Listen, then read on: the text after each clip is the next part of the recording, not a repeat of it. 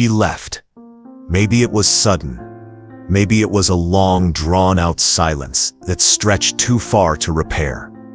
However it happened, one day the connection broke, and now you find yourself here, staring at a void, wondering what to do next, wondering how you lost control, how she slipped away, how you got to this point. But here's what you need to understand. That loss, that rupture, it's not an ending, not for you. It's a mirror, a challenge, a call to reclaim what's always been yours. Your inner command, your self-respect, your Stoic center. Welcome to Simply Stoicism, where we don't chase, we don't crumble, and we don't beg, we rise. This channel is your compass for emotional mastery, for building a life so solid, so composed, that you become unshakable in love, in loss, and in legacy. If you find wisdom in this message, if something stirs in you as you listen, then take a moment now to subscribe, hit that like button, and tap the bell icon. Not for me, for you. Because every week we dive deep into the philosophy and practice of becoming someone no storm can break. Now let's begin. 1. Emotional control is key. There is a moment after heartbreak that defines who a man will become. It's not the moment she walks away. It's not even the night you lie awake in silence, haunted by the sound of her voice, the smell of her pillow, the laughter echoing from memories that now feel like betrayal. No. The defining moment comes when you realize that how you react now shapes everything. It shapes not just how she sees you, but how you see yourself. And the one truth that Stoicism, in its eternal clarity, offers is this: your emotions are not the master you are. The Stoics taught that suffering is not in the events, but in our judgment of them. Epictetus put it plainly: it's not what happens to you, but how you react to it that matters. When she left, that was the event, but the spiral you enter into, the desperate texts, the begging, the obsessive scrolling of old pictures, that's your reaction. That's your choice. You may not feel like you have control. Your chest is tight. Your thoughts are loud. Your days feel aimless. But emotional control is not the absence of feeling. It's the mastery of response. You can feel the storm and still stand upright. You can ache deeply and yet not act on that ache. In fact, to hurt and remain composed is one of the highest disciplines of the Stoic man. He does not seek to kill his emotions. He seeks to place them where they belong, beneath his rule. Let's be clear. Heartbreak is not weakness. It is a forge, and the more painful the loss, the greater the opportunity for refinement. When she left, something inside you died, but something else can now be born. A version of you no longer governed by impulse or need. Let me ask you this. What do you think she expected? Tears? Chaos? A man unraveling, unable to breathe without her presence? Maybe. That's the story most write in their heads. But what if instead, she is met with silence?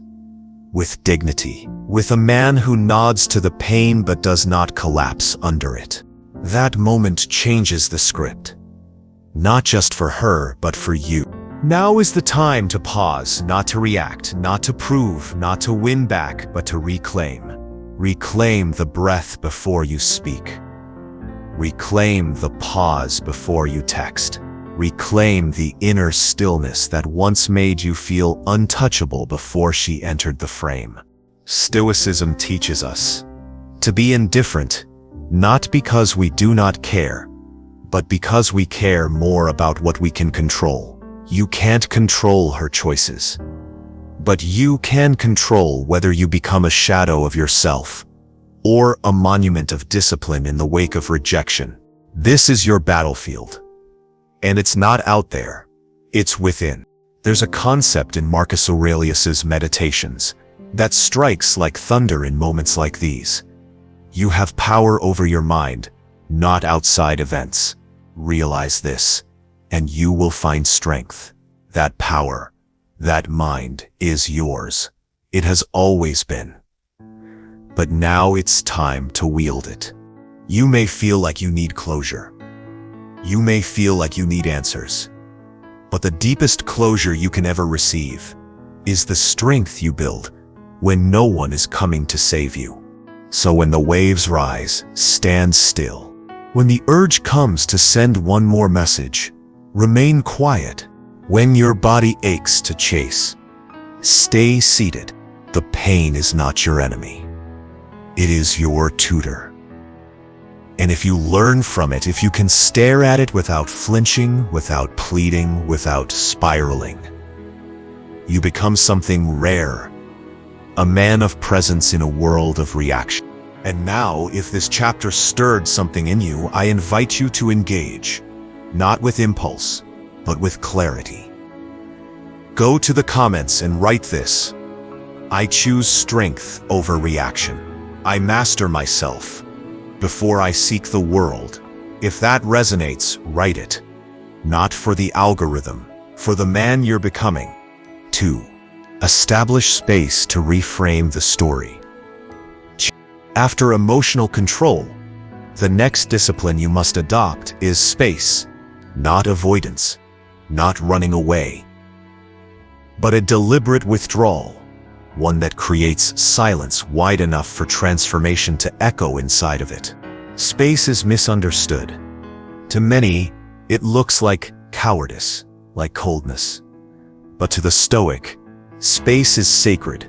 It is where we untangle illusion from truth, where we let stories decay, so reality can breathe again. And when someone leaves, especially someone you poured your heart into, your first instinct is often to cling tighter, to close the distance, to explain, to fix.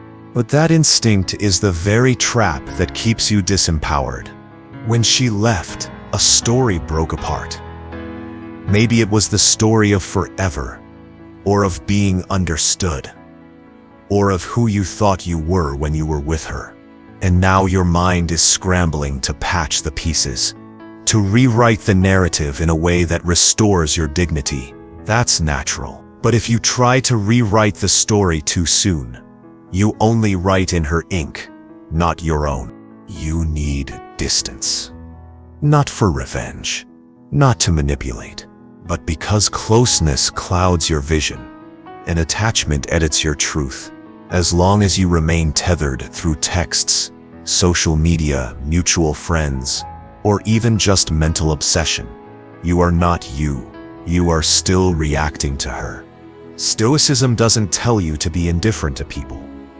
It teaches you to be indifferent to control.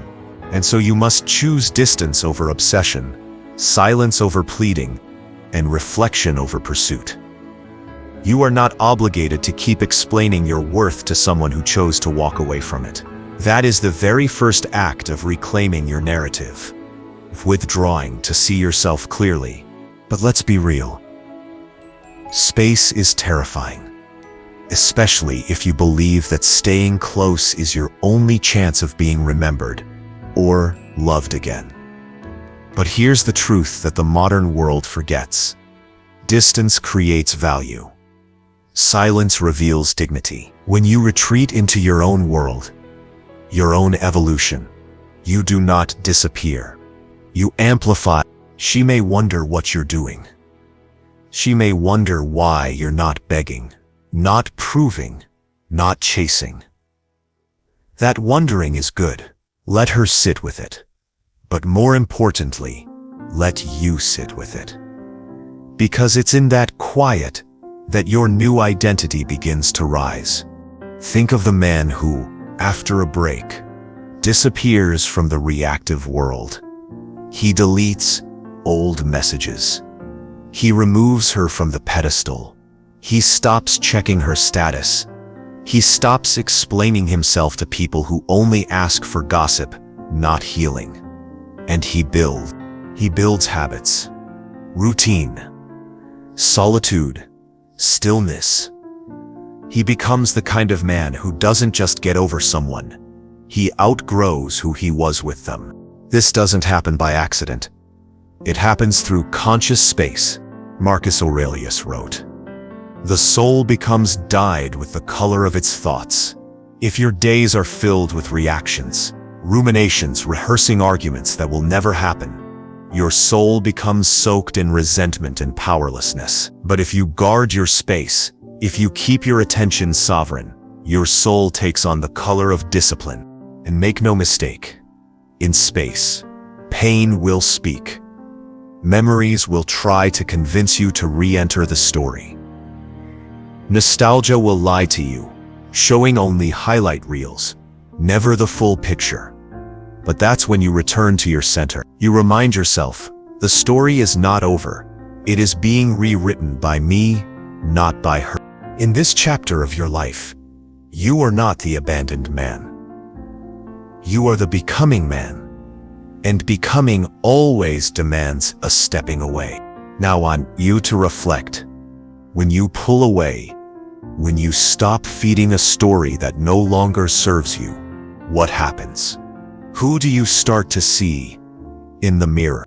If that thought sparks something in you, leave a comment that begins with, "In space, I see myself more clearly." Then write what you're learning, what you're leaving behind, or what you're choosing to reclaim. You never know who you'll inspire, or who will echo your courage. 3. Adopt poise in detachment. You've created space. Now what? This is the stage where most men falter. They mistake distance for detachment. But detachment is not simply staying away. It is not deleting a contact or blocking a number, or unfollowing an account. Those are external acts. Detachment, real detachment, is internal poise. It's the art of holding your own heart gently, without needing anyone else to complete its rhythm. And poise is power. There is a moment in every heartbreak where something subtle shifts. You no longer wake up with that ache. You no longer wonder what she's doing at every hour. You still care, but it's different. Now, your care isn't tethered to outcome. It's rooted in truth. And that truth is, you're still standing. The Stoic doesn't deny emotion. He simply doesn't hand it the keys to his kingdom. He feels loss. He grieves. He even loves. But he doesn't cling. And that's the great mistake so many make, believing that detachment is cold or unfeeling. It's not. It's clarity. Detachment is not the absence of love. It is the refusal to be owned by it, to walk through life. Poised in detachment is to have both feet in your own world. You engage, but you are not shaken. You care, but you are not consumed. You offer your heart, but never at the cost of your core. Imagine meeting her again weeks, months later. She speaks, maybe testing the waters. You're warm. You're present. But you're not flinching. You're not proving. You're not subtly begging through your tone. Why? Because you no longer need her recognition to validate your existence. That is poise. That is rare. That is unforgettable. Now ask yourself, if she never returns, who are you then? Are you empty? Are you waiting? Or are you full of presence, full of principle, full of purpose? Detachment frees you to love without addiction, to connect without collapse, to remember without aching. And it makes you magnetic, because in a world of needy hearts, the one who stands content in solitude is a signal flare of maturity. Most are chasing validation, but the Stoic moves differently. Not because he's playing games, but because he knows his worth. He knows that whoever cannot meet him with equal depth and strength is not a loss. It is simply a misalignment. So let your detachment be dignified. Let it be graceful. Let it be powerful. Let it be the stillness that calms the chaos of every connection to come. No comment prompt here. Let this one sit. Let it echo. Sometimes reflection is more powerful than words. 4. Let progress speak for you. There comes a point when words become worthless. You've said what you needed to say, maybe more than once. You've explained, apologized, defended, shared, pleaded, reflected. You've tried to make her see your side, understand your pain, revisit the connection. But she's not listening, not really. Not with the heart you were hoping to reach. This is where most men make the same fatal mistake. They keep talking. They keep explaining, justifying, over-communicating, hoping that somehow the right phrase will reverse the tide. But let me say this with unwavering clarity. If someone is not listening, it's not your words that will reach them. It's your silence and your progress. There is a Stoic concept that stands like a mountain in these moments. Virtue does not announce itself with a trumpet. It reveals itself through consistent action, over time. When you stop speaking and start evolving, everything changes. Progress is not loud. It is not a boastful status update or a curated display of self-improvement for social media. True progress is done in the dark, quietly, persistently.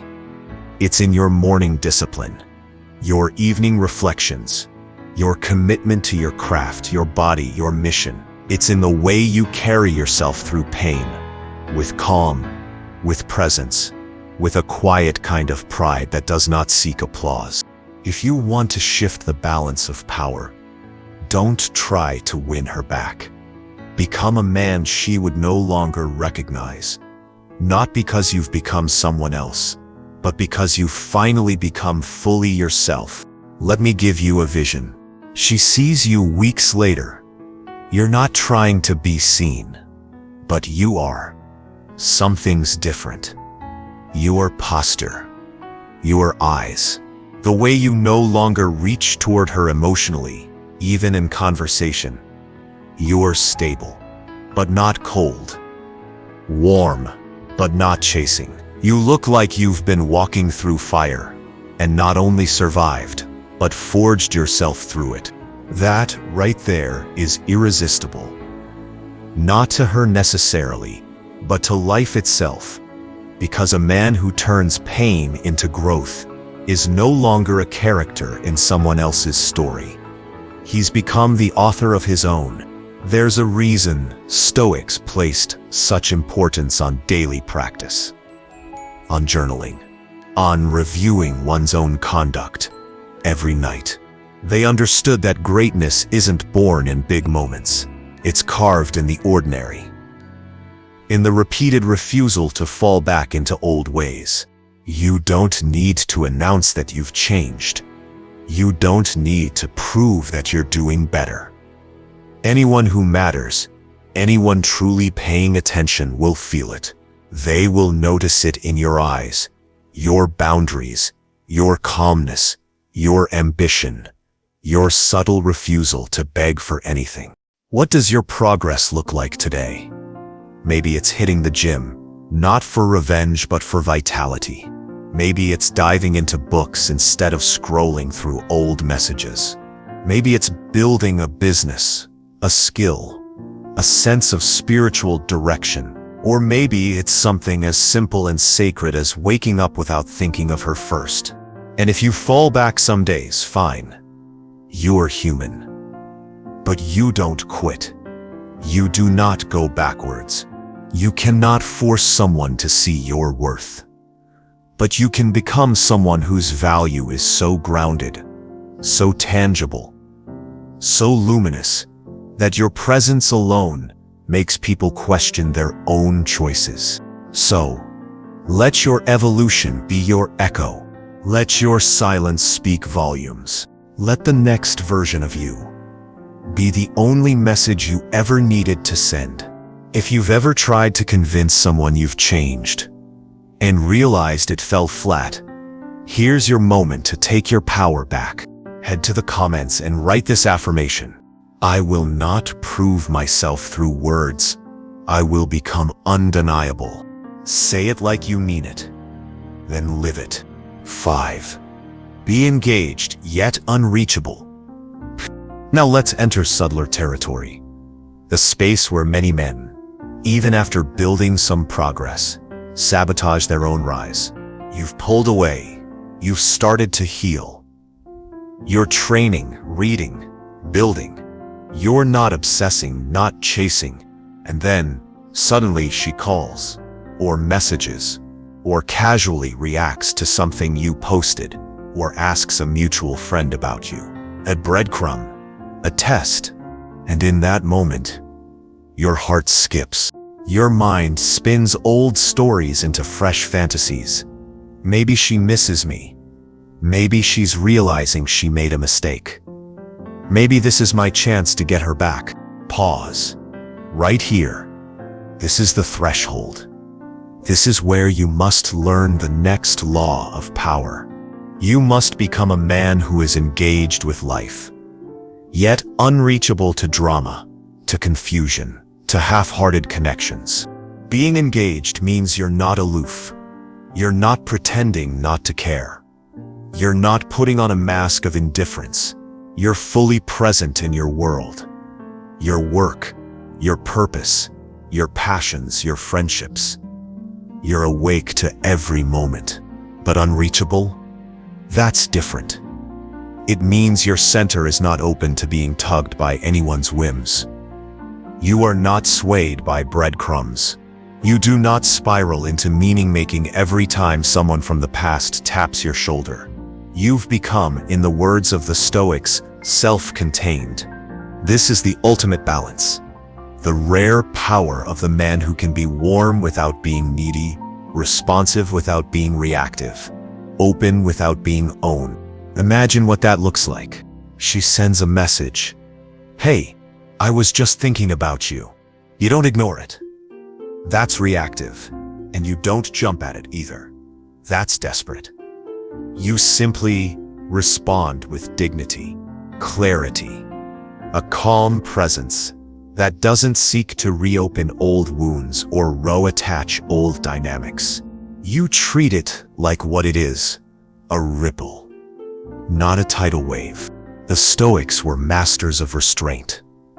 They knew that every time you rush to respond from emotion, you give away your sovereignty. Marcus Aurelius wrote, "Look within. Within is the fountain of good, and it will ever bubble up if thou wilt ever dig." You don't need to ask yourself what her message means. You ask what you mean, who you are, what you want. You're no longer orbiting her attention. You're building your own gravity, and anyone who enters your world must do so with intention and clarity. This isn't about playing hard to get. It's about becoming hard to disturb. A man who is committed to his path is not easily shaken by nostalgia. He sees the whole chessboard.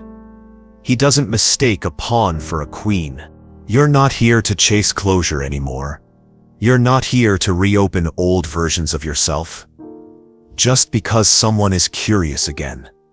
You're here to grow, to rise, to build a life so full, so rich, so yours, that whoever left can only return as a guest, not a lifeline. Let her wonder. Let them all wonder.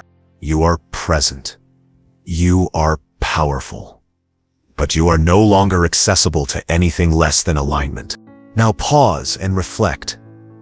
Have you ever answered a message, a glance, a what if from the past, hoping it meant something more, only to feel empty afterward? If you know that ache, if you know that longing followed by disappointment, then write this in the comments right now. I will be present in my power. but unreachable to anything that doesn't honor it. Let it be a line in the sand. The new chapter begins here. 6. Rarity enhances worth.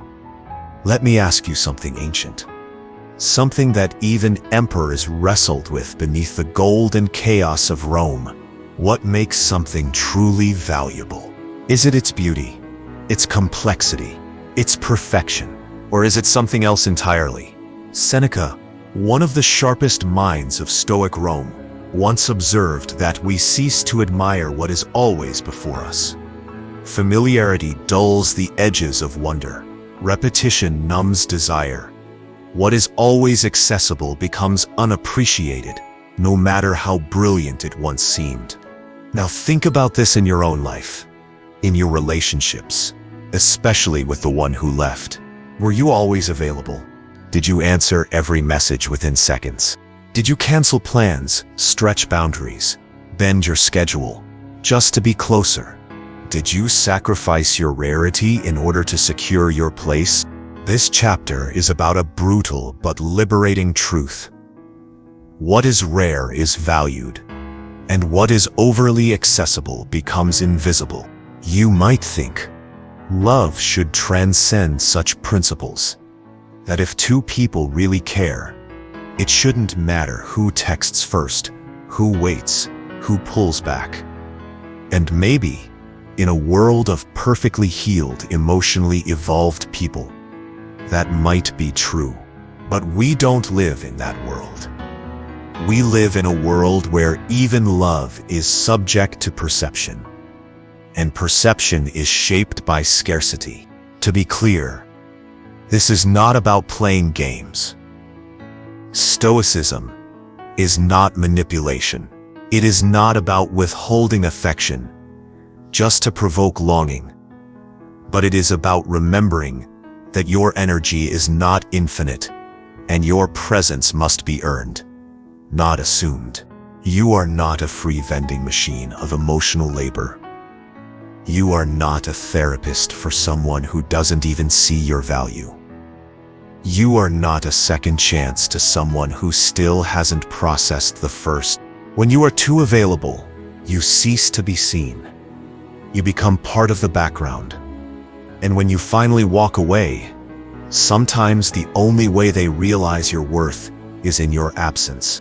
This is why the Stoic doesn't flood the world with his emotions. He channels them. He invests them where they matter. He doesn't fear being alone. He fears being wasted.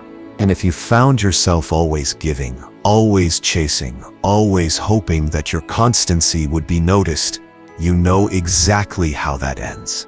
So what do you do now? You protect your time. You guard your attention. You cultivate mystery not through silence, but through depth. You don't overshare. You don't over-explain. You become someone who is so rooted in purpose, so engaged with his own life, that to be near you becomes a privilege, not a given.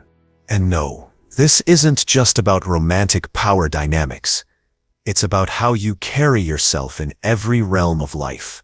The rarest men are those who don't broadcast every move, who don't need constant validation, who walk quietly and powerfully through the world. So if you're in that place where you're tempted to reach out again, to prove you still care, to offer yourself one more time, pause.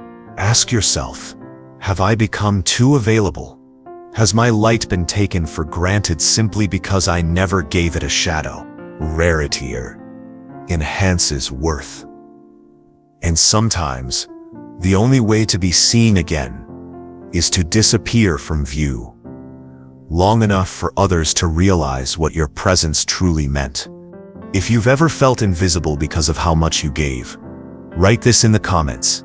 I now honor my energy by making it rare, not to punish, but to protect, not to manipulate, but to mature. 7. High standards draw quality. Let's turn the mirror inward now. You've regained your composure. You've established space. You've embraced progress.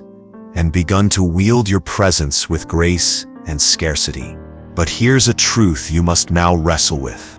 You attracted what you tolerated. Read that again. You attracted what you tolerated. We do not get what we wish for in life. We get what we allow, and if you tolerated disrespect, half-love, emotional immaturity, lack of communication, breadcrumbs passed off as meals, then you became a match to that dynamic. This isn't about blame. It's about awakening. Because here's the truth. The Stoics knew well, you do not rise to the level of your aspirations. You fall to the level of your standards. And if your standards were loose, blurry, or shaped by insecurity, then what entered your life wasn't a random accident. It was a mirror. So ask yourself now, brutally, honestly, what have you been tolerating? And what do you now refuse to ever allow again? This is where your next evolution begins. Not with bitterness, not with proving anything to your ex or the world, but with a sacred redefinition of what you accept. Raise your standards, and you raise the entire vibration of your reality. You attract different people. You repel the wrong ones sooner. You spend less time fixing and more time flowing. You no longer entertain potential. You respond to consistency. But this comes at a price. You will be lonelier at times. Not because love disappears, but because quality narrows the field. When you stop saying yes to low-effort energy, to almost relationships, to chemistry without character, you realize just how rare alignment is. And that's okay. The Stoic is never afraid of solitude. He embraces it. He uses it. He builds his empire in it. High standards are not walls. They are filters. They don't close you off. They elevate you. You begin to demand clarity, not confusion. You expect depth, not drama. You don't beg for time. You offer your presence only to those who value it. You don't need to become arrogant, or closed, or hypercritical. But you do need to become specific. Who are you becoming? What kind of energy do you want around you? What behaviors, traits, values are now non-negotiable? Because here's what most never realize. Every time you compromise a standard, you chip away at your self-respect. And over time, that erosion leaves you hollow, even in relationships that once felt full. The Stoic man does not compromise what he knows is right just to avoid being alone. He would rather walk solo than sell his soul for temporary warmth. So here is your challenge. Make a list, a real one. Write it by hand. Define your standards for how you will be treated. What kind of relationship you will allow. What behaviors are red flags? What energies are non-negotiable exits? This is your shield, your compass, your anchor. If you've ever said, "I knew it wasn't right, but I stayed anyway," write this in the comments. I raise my standards to protect my soul. Say it out loud. Then start living like it's already true. Because the moment you do, the moment you actually raise the bar, the world begins to respond differently. Not overnight, not perfectly, but undeniably. 8. If she comes back, choose stoically. Now we enter the twist most men secretly hope for, and yet few are truly prepared to handle. What if she comes back? Maybe it starts with a message. "Hey, been thinking about you." Or a casual run-in that lingers longer than expected. Or something deeper, a confession, an apology, even a desire to try again. The emotions will roar up again. No matter how much progress you've made, the fantasy of redemption, the validation of being wanted again, the belief that maybe this time it'll be different. This is where men falter. not when they're abandoned, but when they're invited back. And so, here is the test. If she returns, will you return to the man you were, or will you remain the man you've become? Stoicism was never about avoidance. It's not about shutting off love. It's not about never reconnecting. It's about clarity, about choosing from principle, not emotion. So ask yourself, what version of her is returning? Is it the same dynamic, same patterns, same silence followed by sudden intensity? Or has something shifted in her, not just in you? And what are you returning to? Is it comfort? Nostalgia? The illusion of unfinished business? Or is it something truly rebuilt from new foundations, not old wounds? Too many men interpret a return as victory, as proof that they were right or good enough. But that's ego speaking, not wisdom, not stoicism. Marcus Aurelius reminds us, if it is not right, do not do it. If it is not true, do not say it. In other words, if the reason you want to say yes is rooted in fear, fear of being alone, fear of missing out, fear of never finding love again, then your yes is a lie. Stoicism says this: your peace matters more than your pride. Let her return, yes. Let her speak. Let her explain. But do not flinch. Do not rush. Do not fold. You are not obligated to re-enter a dynamic that cost you your dignity just because it now comes wrapped in softness and memory. Instead, ask her hard questions. Quietly. With grace. What changed? What made her walk? What did she learn in her absence? And most importantly, what does she now see in you that she failed to see before? The man who embraces Stoicism does not slam the door shut out of spite, nor does he fling it open out of need. He stands calmly in the doorway, weighing the reality of what is not the dream of what was. If you accept her return, do so slowly, intentionally, from strength, not craving. If you decline, do so gently, not to wound, not to punish, but because your path has grown too far ahead for backward steps. Either way, choose stoically, not to protect your heart from pain, but to protect your soul from regression. Now, if this chapter made something click, if you've ever taken someone back and later realized you were just repeating the same pattern, write this in the comments. If she returns, I choose from clarity, not craving. Let that be your filter, your compass, your shield. 9. From clinging to independence. This entire journey, from heartbreak to rebirth, has been marked by one central transformation. You are no longer the man who clings. You are becoming the man who stands.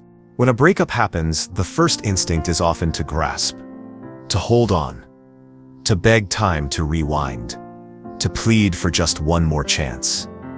That clinging, that frantic grip on what was, is not weakness. It's human. It comes from a place of fear, of identity collapse, of uncertainty. But what Stoicism offers is the antidote: independence of mind, of heart, of being. Independence is not detachment for the sake of pride. It's the deep-rooted understanding that you are whole, regardless of who stays or goes. Think about that. You are not half of a couple. You are not an abandoned soul looking to be completed. You are a full being, with agency, with power, with purpose, capable of choosing connection from overflow, not emptiness. When you cling, you worship the past. You elevate the person who left. You make them the source of your worth, instead of the reflection of it. But when you let go, truly let go, something opens. A new chapter, a new self, a new power. Independence is waking up and realizing you no longer need someone to answer you in order to feel validated. It's doing things alone and not feeling alone. It's walking into a room and not looking around for who's missing, but for what's possible. The Stoic doesn't fear solitude. He cultivates it. He doesn't chase intimacy. He attracts it. He doesn't reject love, but he no longer requires it to feel complete. You may still love her. That's okay. You may still miss her. That's okay. But you no longer define your life by her absence. You are no longer the man reaching across the void. You are the man who builds, who breathes, who becomes, no matter who walks beside him. You are the lighthouse, not the lost ship. Now take that image with you. Burn it into your identity. If you've moved from clinging to standing, even if you're still in process, write this in the comments as a declaration. I am not half. I am whole. And I walk forward. Let that be your closure. Let that be your launch. Conclusion. And now we've come full circle. She left. The story ended, or perhaps just changed shape. What began as heartbreak became the forge. And in that fire you stood your ground. You chose not to chase, not to collapse, not to beg. You chose to rise. You didn't become a colder man. You became a clearer one. A man who no longer trades his dignity for affection. Who no longer seeks peace in another's hands. Who no longer defines himself by who chooses to stay. This is the path of Stoicism. Not to become emotionless, but to feel everything and remain rooted. To be soft, yet unshakable. Present, yet sovereign. Loving, yet never dependent. As you move forward, remember this. You are not waiting for someone to return. You are not hoping to be chosen.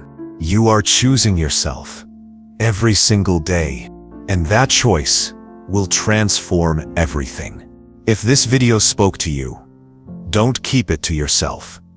Share your thoughts below. What was the moment that changed your perspective? Which chapter cut the deepest? Or simply write your favorite affirmation from today's journey and claim it as your own. And if you haven't yet, subscribe. Hit the bell, like the video. Not just to support this channel, but to remind yourself every time we post that this journey isn't over, that your growth is unknown, that you are part of a tribe of people who rise from pain with power. Until next time, walk forward, stoically.